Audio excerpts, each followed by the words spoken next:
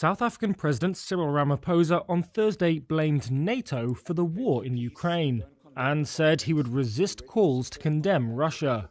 The war could have been avoided if NATO had heeded the warnings from amongst its own leaders and officials over the years that its eastward expansion would lead to greater, not less, instability in the region.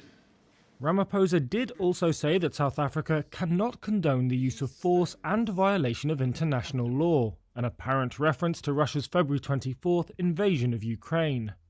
Russia describes its action as a special operation to disarm and denazify Ukraine and counter what President Vladimir Putin calls NATO aggression.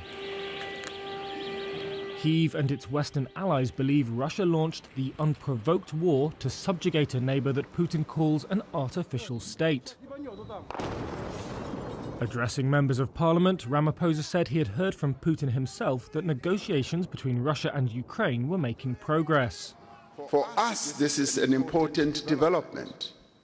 Whilst other people scream and shout, we want to focus on the outcome, the positive outcome of those negotiations and that mediation process.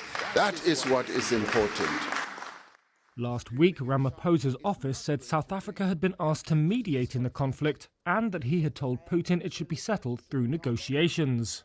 It did not say who had asked Ramaphosa to intervene. But his comments on Thursday now cast doubt on whether he would be accepted in such a role by Ukraine or the West.